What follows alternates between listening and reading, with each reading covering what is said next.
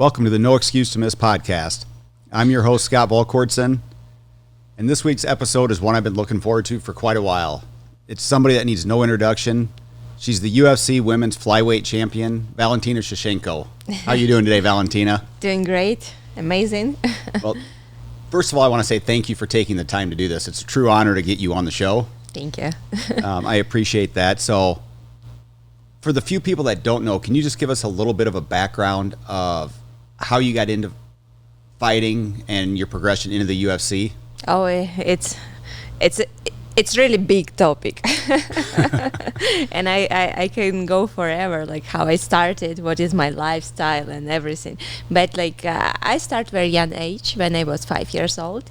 All my life I practiced martial arts. For me, martial arts it's it's way more than sport. It's my lifestyle, my philosophy, my everything. And I'm very happy that I'm coming from sport family because my sister, she's mixed martial artist. Antonina, she's also UFC fighter. Our mom, she's fighter. She's president of Kyrgyzstan Muay Thai Federation, and she's black belt of Taekwondo, Sir Dan. So it's kind of like family tradition, be martial artist. And the one thing unique that you do is, I believe if I have this right, you've had basically one coach for most of your career? Yes, exactly. When I started at a young age, 5 years old, my mom put myself and my sister, first my sisters and myself, to the school of our coach, Pavel Fedotov. And since then, our journey, it's continued all together. And it's the most beautiful thing that I think could happen with a fighter. To find right coach. So do you think the consistency that you've had with the single coach throughout helps? Because it seems like a lot of times people, whether it's fighting or anywhere, as soon as they don't see the results they're looking for, as soon as they encounter a struggle. I think it's kind of like combination, because definitely if your coach cannot give you more, you definitely, some fighters, they are looking for more because they feel that's not enough. But this is not my case, because my coach, he's every time giving me more and teaching me more, and we are not stopping to make progress every single day. Even now, from fight to fight, every single day we are looking for being better, and this is great. And I think it's kind of like combination, good coach, willing to train and give your best, and definitely some kind of nature gifts that everyone has, but different ones. And it's everything has to match. Well, it seems like you've definitely done that, which is pretty cool. The one thing that I wanted to ask is, it seems like you, even though you've achieved the top, that you still are very good at living in the present and not looking forward, not looking past a fight. How do you maintain that presence or that hunger with everything you've accomplished? I think it's a part of the experience what I gained through the years, because I'm so many years competing, different competition, different fighters I fought, different opponents, and definitely through the years I completely can see and understand what is good, what is bad, right?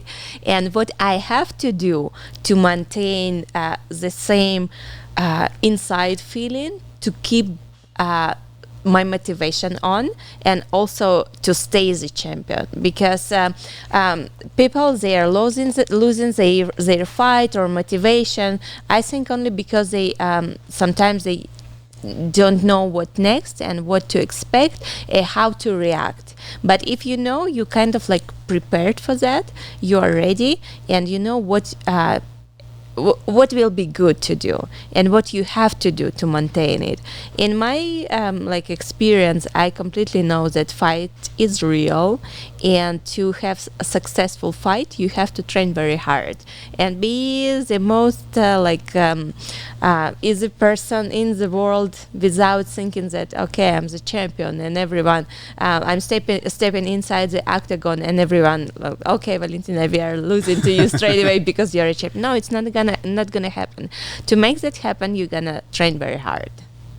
And you think, I know that you are very big into like outside the octagon, doing things like in nature and pushing yourself, like, we were at the range earlier today doing that. Do you think taking like the time away from like being out here training, I know you still train all the time, but do you think like getting out in nature and traveling and doing some of that helps like maintain your focus when it comes back time to be in camp? Definitely. I never stop my trainings. Never. It's no matter. Definitely, it's kind of like intensity of the training. It depends. If I am in training camp, we train very hard. Right now, I can intensity of my trainings put a little bit slow down and do it less. But I never stop. I never stop training. But I believe that combination of your ability to stay focused for the fight and after the fight know how to not to relax but have joy from everything what you do, it's kind of like helping to each other, because I know if I not gonna rest enough for the next training camp, I wouldn't be able to train the same hard as I trained before. That's why I have to keep this balance, and every time be ready for training camp, be ready and wanted to train hard and hard all the time. And definitely traveling, shooting, doing all nature activities, it's my lifestyle. I cannot imagine being not doing that, because it would be not me. It's definitely a huge part of me. Well, I think I've heard you say before that, we only get one life to be here, that you don't understand how people can't live it to the fullest. Because I think it'd be easy for a lot of people in your shoes after a fight to just take it easy and be like, I'm just going to kick back and not do anything. But typically after you and your sister fight, because you seem like you always fight in consecutive week or back to back. Yeah, close proximity to each other. So, but then after that, it seems like you guys are on the road, traveling, hitting different parts of the country. I think it's the best. Because, for example, lately we had a lot of travels in United States, and it's not just travels. It was different travels. First, it's, for example, by car. And our travels, it can last for 2.5 months. Last summer, we spent almost all summer living on board, on the boat, traveling, navigating through Puget Sound. And it's different type of travel. Definitely, it's nothing what people imagine. Being on board, it's kind of relaxing, chilling, drinking wine, whatever.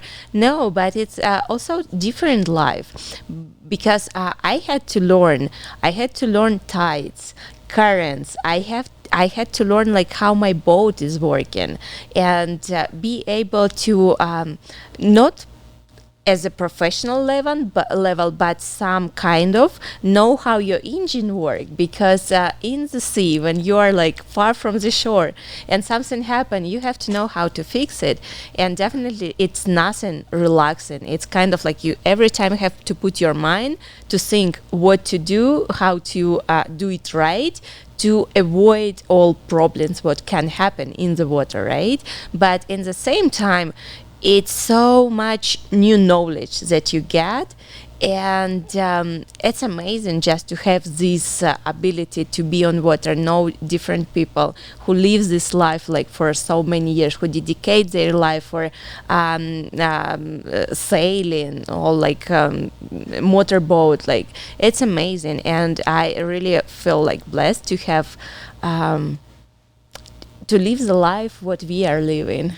Well, and so you do that, and your sister is, I believe, a commercial pilot. She's a commercial pilot. A commercial pilot. Yes. So she got that license.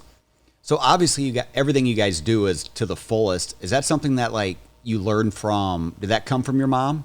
Or is it something that you guys just kind of learned on your own? I think it's kind of like figuring out through the life. Definitely big part, like it's I would say Pavel, our coach, he showed as well. And definitely I would say it's, for example, if you're speaking about Antonina, my sister, she since the childhood we was reading a lot of books, for example Antoine de Saint-Exupéry, about the pilot, about how like, and you know the style what he's writing, it's so charming, it's so like amazing. And Antonina kind of like he got hooked since the childhood. Me too, me as well. But when Pavel started to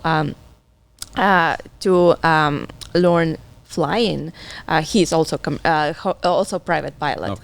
So when he started, Antonina was like also felt that this is something she would like to do. And a few years ago, she started to learn how to fly. She got her private license. It's a lot of study, and she was like studying hours and hours through the day. It's kind of like, but she liked it. And this is the biggest motivation, because she's kind of like, oh, it's hard. It's so sometimes was days then she didn't feel like that everything she's doing it's perfect. But this is not the reason to turn away and say, okay, it's not my thing. Maybe I should try different. No, she knew that this is her thing. It's just only days that not looks like today is not happening. Today she cannot complete what she wanted, but she was like very consistent with that, and she got her private license, and she got her instrumental ratings, and she got her commercial license. She joined Civil Air Patrol. She's first lieutenant now. So she kind of like so much, she feels so happy in this flying world. And I think it's all depends how full you take. It all depends what you take. If you really enjoy and really feel happy about what you are doing, you will do like you will try to do your best. Well, I think that's evident, because if you look at like everything you do, you know, following your Instagram or your social media, from, you know, today on the range, you proved you're very proficient on the range. You know, you can see your videos, you're into dance, you know, so many different things. And it looks like everything that you do, you take it to the, like, I try. Yeah, we were talking about it on the way back from the range today. And, you know, even the way you guys operated there, it wasn't like, oh, we'll just go out and shoot. Everything was like done with a purpose. Like, you know, you and your coach are going back and forth and be like, okay, I'm going to practice this, or I'm going to do this.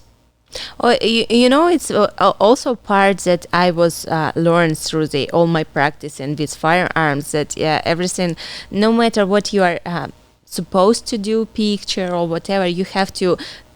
It's not only firearms, it's everything. You have to treat everything with a lot of respect and be in the present, be in the moment, without with your mind being at that moment and thinking about what you are doing. Because it's the same, for example, on the training. When we do martial arts, the most frequent time when injury happen, it's during the training. Why it's happen? Because fighter sportsman was distracted at this moment.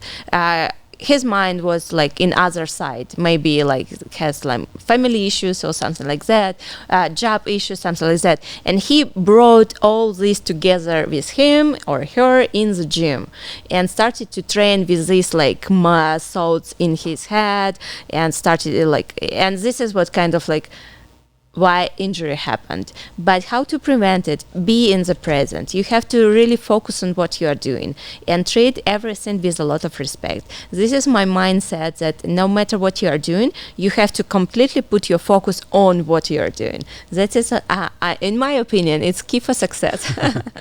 And it seems like that's harder and harder for people to do in today's world. Like, do you practice mindfulness training or like meditation or anything to help like be in the present? No, I think I don't do special training. Okay, this is my meditation time. I like 1 hour, forget about it. But you're able to, when you get in the gym or on the range or this anywhere. This is the training. This is like training in training. It's like 2 in 1. And it's the same like what I just now what we are talking about. You're coming to the gym and you're focusing on the present. How you're focusing on your warming up, you're focusing on your stretching and do like it's kind of like training in the training. It's both. And that's awesome because, like I said, I struggle personally trying to stay in the moment many times. And sometimes it's very hard. Yeah. Yes. You know, I noticed that sometimes even like we are during the night, like having like good evening time, and you are just enjoying the everything, the atmosphere of the evening, the smell of the air and everything, and you kind of like cannot concentrate on that because it's too much distraction. Someone is speaking to you, you have to focus on taking picture or something like that, or it's too loud or it's too music. But sometimes you have to just disconnect everything and just like breathe and think, okay, here I am. This is my moment. I want to remember this moment. And it takes like a few minutes for you to understand where are you. And this is kind of like the best practice what you can do. This is what I do. And that's what I was curious about because it looks like you're always in the present moment and completely focused at the task at hand, which is admirable because, like I said, it is so hard for so many people to do. The switching gears a little bit, I also wanted to talk to you. You did the SIG Hunter Games this past year. Yes. How was that experience? Amazing. One of the best ones. It's, I really enjoy being there. The competition by itself, it was combination of being in a good physical shape. You have to be in the good physical shape because if it's a lot of walking. 8 hours of walk in the elevation up to 9,000 feet and non-stop, no rest. And at the same time, you have to shoot very precise. You have to shoot exactly and get your points in order to win the competition, right? But it's all the most beautiful part. All people who was participating in the event, all shooters, even like some of them was like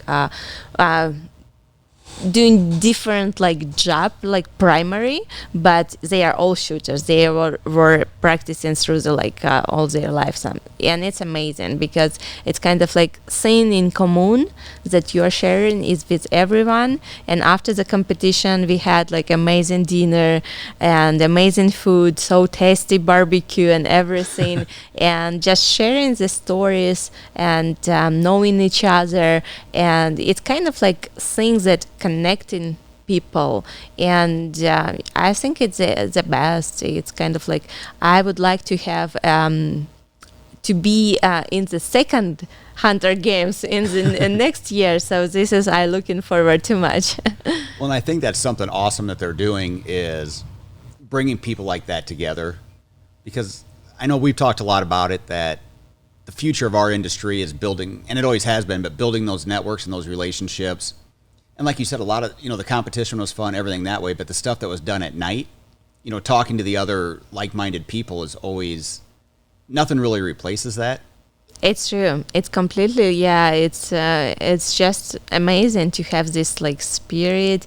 And yeah, we spent there how many 3-4 days in the competition, like coming there, and like we were sleeping in tents under the sky. And it's kind of like wild feeling of the nature. Definitely it's not that wild because still we were like taking very good care. And but it was amazing, just good. Is the shooting aspect, have you always been a shooter, or is that something you start doing later on? I start to shoot maybe in 2009-10. My coach introduced like shooting world to us, and because he was in Soviet army, tank commander Pavel, yeah, and yeah, we started to shoot, and then in Russia, then we when we lived in South America, we started to compete in defensive shooting competition like IPSC, IDPA, and yeah, and since then it was forever. Every time I very enjoy my time on the shooting range, because for me, guns, it's culture, it's human culture, and all weapons like firearms, whatever, it's like we have monuments, like historical monuments, yes. And this is the same, because you can see the beauty of design. It's like combination beauty on design and all the like what people have to put their knowledge in the mechanical stuff, like to make it work perfectly, and even design of the bullets, it's like perfection style. So it's kind of like combination of everything. And for me, it's much more just for example, self-defense. It's way much more than just come to the range and shoot, because shooting teach you how to respect a gun, how to respect everything. When you are coming to the range, you just cannot come there and say like, okay, I'm here, I'm gonna shoot it, pointing gun all over. And you have to have that focus you were talking about. Exactly. You know, and that's how accidents happen, is when... Exactly. So it teaches you that you have to put your mind exactly in what you are doing. And yeah, and this is kind of like working so good for my martial arts as well, because it teach me how to be focused, present, and exactly what you are doing right now. Is there anything that coach can't do? The idea of like martial, you know, the martial artist to be like complete martial artist, and it's kind of like mixed martial artist, because he can fight in stand-up, fight in the ground, do like whatever technique has to do to win the fight. It's mixed martial artist. But if we are looking more forward, we have to think about what a person can learn more. Shooting, definitely. Driving a car, driving motorcycle, driving boats, flying planes. Yeah. So it's a lot of things to be the universal, to be a James Bond. You have to know everything. Well, and even so, for those that don't know, you were part of the movie Bruised that's coming up. Exactly. How was that? Have you been involved with any movies prior to that one? Or is this something brand new? Bruised, it's a big movie for me. And yeah, definitely I'm looking forward to the premiere, and it's going to be very soon. In November, I think in November 25, it's already like worldwide premiere on Netflix, but we will have like few days before the official premiere for the movie in Los Angeles. And yeah, definitely we were working a lot for the movie, and I was so happy to work with Halle Berry, because she's amazing. She's amazing person. She's very sweet, very kind, very wise, and it was very easy to work with her, because she has kind of like right words, because she's director there, and director and the star in the film, like lead actor.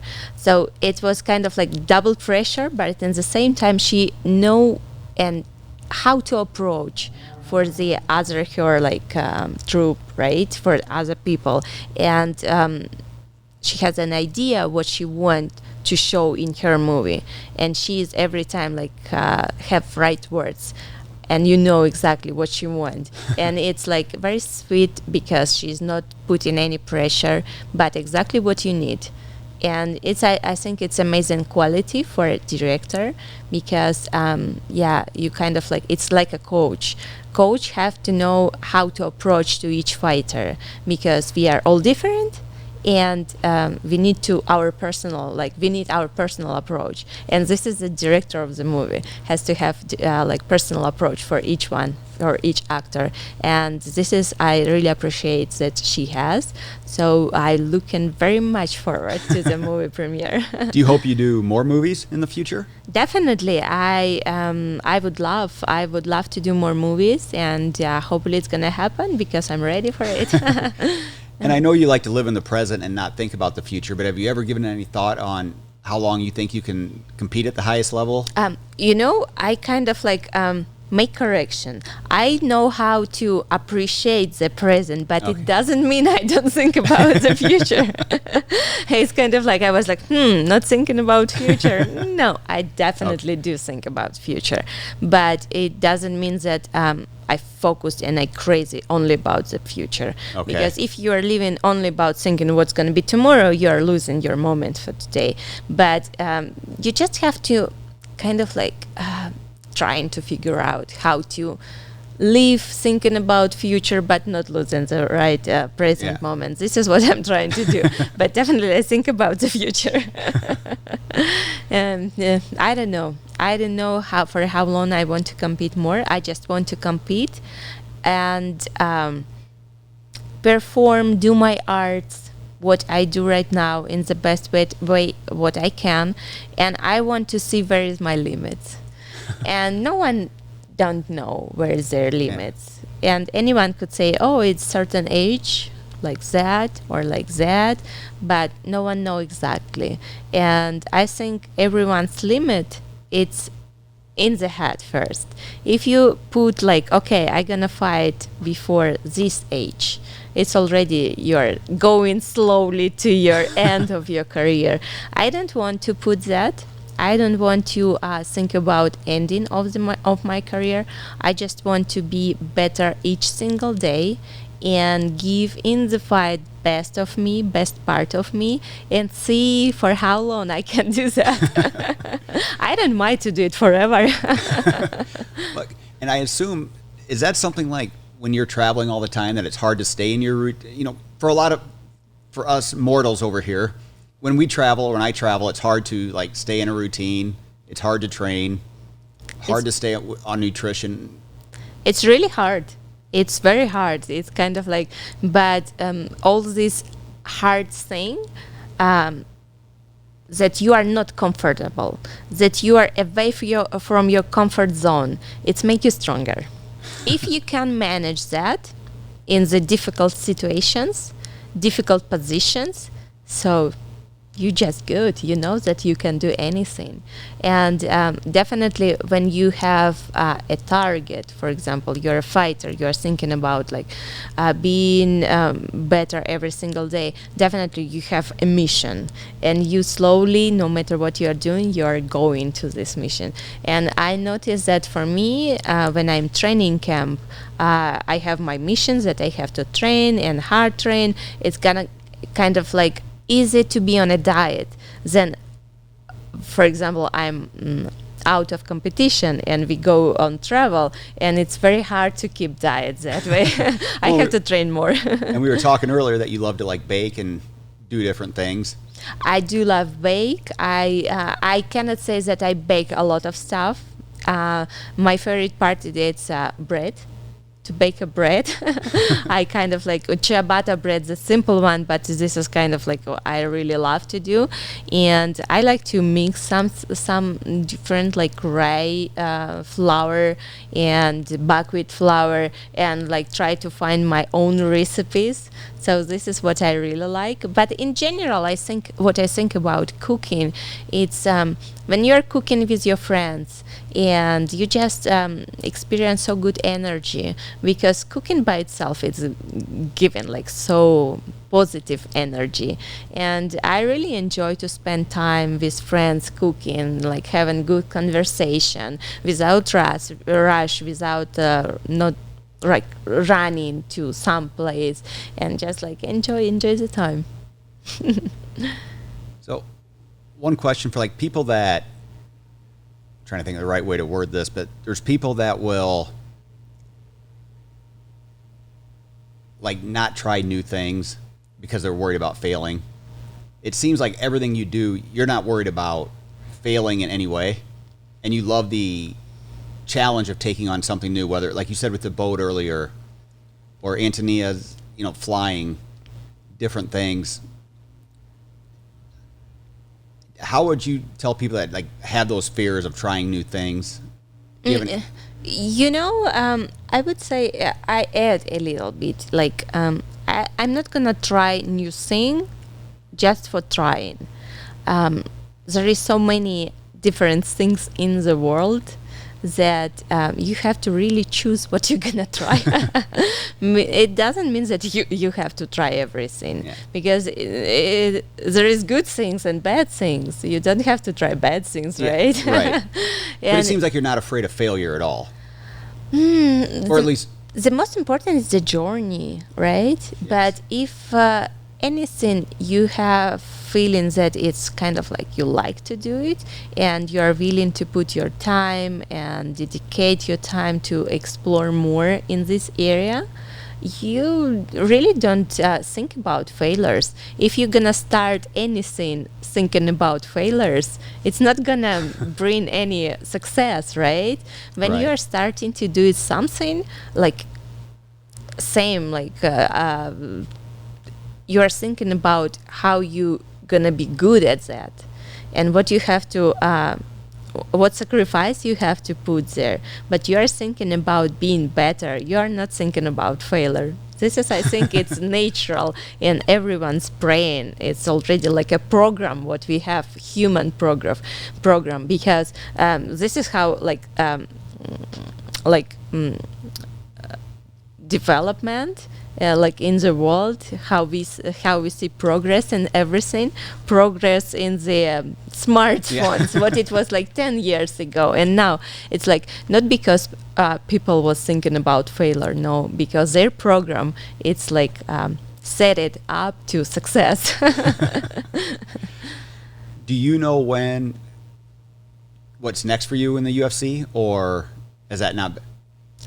For now, I just fought recently. It's like almost just months and a half. About a month ago, as we're recording this. And it's still too early to think about what is next fight. But as I every time saying, I'm ready for no matter when to fight, no matter who to fight. I just want to enjoy my free time for now and do as much travel as what I can.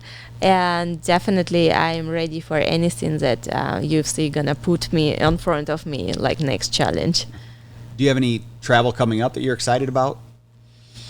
Oh yes, we're gonna have some travels like job travels, and then we are thinking about some personal travels, but it's still secret. Okay. Well, I just want to say thank you for taking time today to do this. I've enjoyed it. We enjoy watching you fight. I enjoy listening to your mindset on being present, trying new things. I think there's a lot we can learn from that, because you compete at the absolute highest level, one of the best that's ever done it, but yet you still have the ability to go do all these other things, which is so inspiring to see. So I just want to say thank you for taking the time to come and do this today. Thank you, Scott. It was my complete pleasure, because we shoot in the morning. What can be better? What could be like the best start of the day? Spend it in the range, like shooting guns. It was amazing, and definitely I enjoy our conversation as well. And looking forward to everything what we're gonna do together to share our everything, and amazing. Thank you for having me. Thank you, and I'm looking forward to it, because like I said, it was really cool to watch how proficient you were on the range, and so hopefully we can get back out there again soon. We will. It's not maybe, it's we will. We will. And I also want to say special thank you to John Bartolo for letting us use his studio out here in Las Vegas. Yep, here he is. and bringing the donuts, bringing the donuts, and providing the food. But in all sincerity, thank you, John. I appreciate you letting us do this here. And once again, thank you for your time. I know it's valuable, and I appreciate it. Thank you so much. Thank you. Thank you.